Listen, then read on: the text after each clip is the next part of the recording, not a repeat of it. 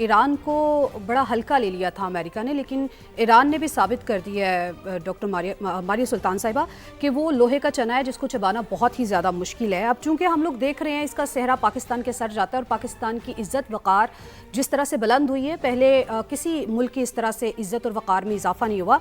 अब चूंकि हम देख रहे हैं कि इस मुआहिदे के बाद हम ये कह सकते हैं कि मशरिक़ वस्ता में एक स्ट्रेटेजिक ऑर्डर जो है वो बनता हुआ हमें दिखाई दे रहा है।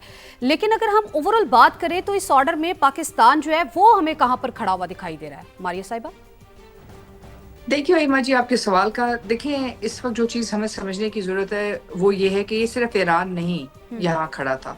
इसके पीछे रूस भी था, इसके पीछे चीन भी था, इसके पीछे वो तमाम ममालिक थे जिनका ख्याल था कि जो तर्ज़ हुकूमत और तर्ज़ जंग चल रही थी 2001 के बाद, कि जहां आपकी मर्जी हुई आपने किसी भी मुल्क के खिलाफ अस्करी ताकत का इस्तेमाल किया और कहा कि जी हम दहशतगर्दी के खिलाफ ह्यूमन राइट्स की वजह से, मुख्तलिफ वजूहात की वजह से आप किसी भी मुल्क के ऊपर हमलावर हो गए।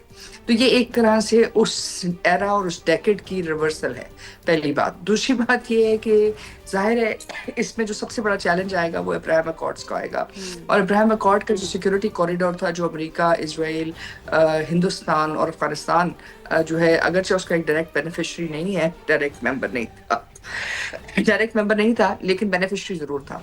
तो उसका जो ऑर्डर है वो आप उसका रिवर्सल देख रहे हैं। और उसके साथ साथ ये आप एक तरह से समझ लें कि जो अमेरिका के 2001 से पहले के जो साथी थे उनके पास दोबारा एक रिवर्सल है, जिसमें पाकिस्तान, सऊदी अरेबिया, तुर्की और उसके अलावा ईरान। और ईरान के साथ जो कंसेशंस चल रही हैं वो इस वक्त पॉलिटिकल नहीं है। जो चीज़ हमें समझने की ज़रूरत है वो ये है कि ये सारा कुछ इक्तिसादी मरकज़ से या इक्तिसादी कैंपस के ज़रिए देखा जा रहा है और उस कैंपस के ज़रिए इस बात का फैसला किया जा रहा है। पाकिस्तान की तरफ खड़ा होकर आप इससे बेहतर पोजीशन में नहीं खड़े हो सकते। आपके लिए सबसे बड़ा चैलेंज क्या था? आपका सबसे बड़ा चैलेंज यही था कि अमेरिका और चीन के दरमियान अगर कोई सर्द जंग शुरू होती है तो वो पाकिस्तान के अंदर न लड़ी जाए। अफगानिस्तान का जो मसला है वो पाकिस्तान तक ना पहुँचे। मशरिक़ वस्ता के जो मामलात हैं वो आपके लिए चैलेंज ना बने।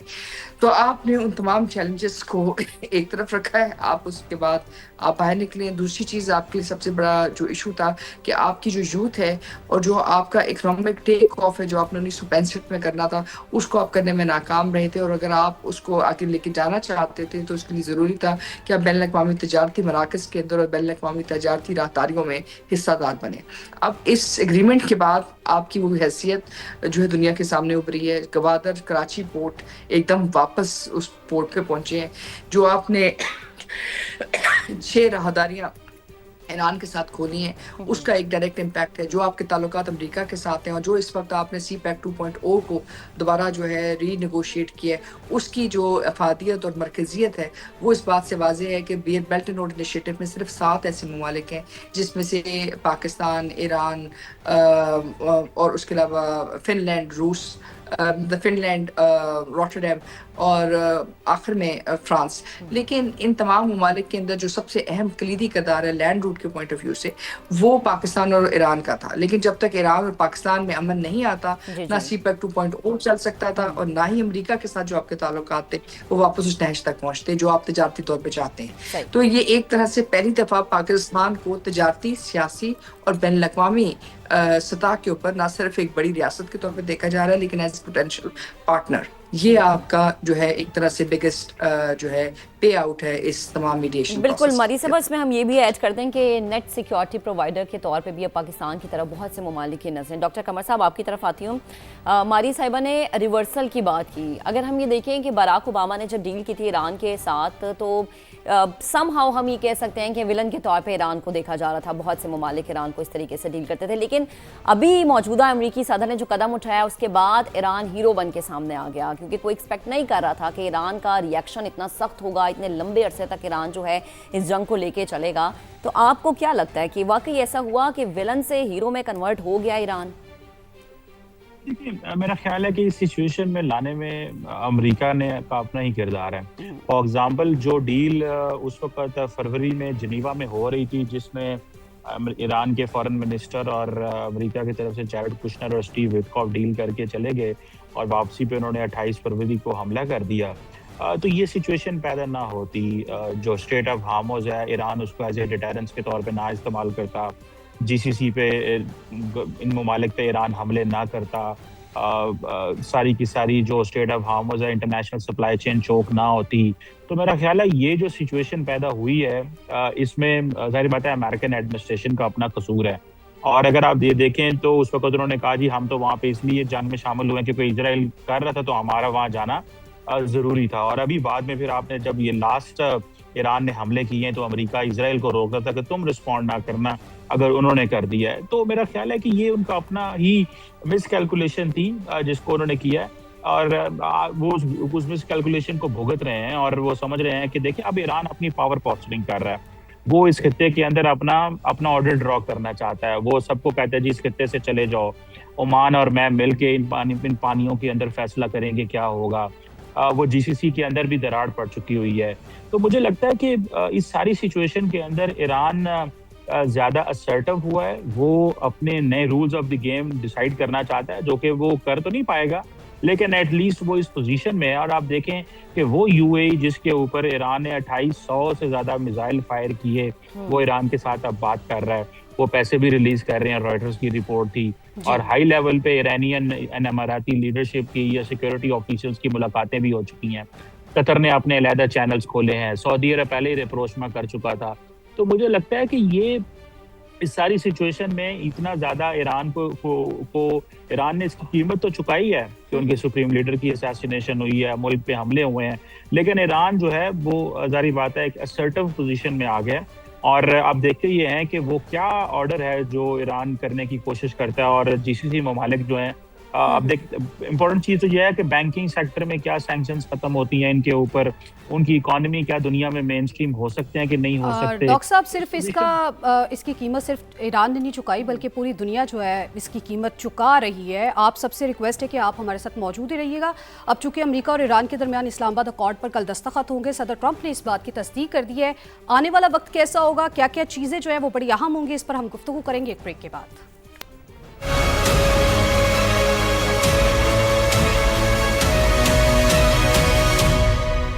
تو بات ہو رہی ہے ایران اور امریکہ کی ڈیل. امریکی صدر اس بات کو کنفرم کر چکے ہیں کہ کل اس پر دستخط ہو جائیں گے اور اس میں جو ثالثی کا کردار ہے وہ پاکستان کا ہے. پاکستان کو اس حوالے سے کن کن فوائد کو حاصل کر سکتا ہے پاکستان، اس کی پالیسی کیا ہونی چاہیے اور سفارتی لحاظ سے پاکستان کا قد کتنا بلند ہوا ہے پوری دنیا میں. اسی تمام تر معاملے پر بات کرنے کے لیے ہمارا پینل ہمیں جوائن کیے ہوئے اور اس وقت ہمیں منصور جعفر صاحب جوائن کر چکے ہیں. منصور صاحب بہت شکریہ وقت دینے کے لیے، ہمیں جوائن کرنے کے لیے.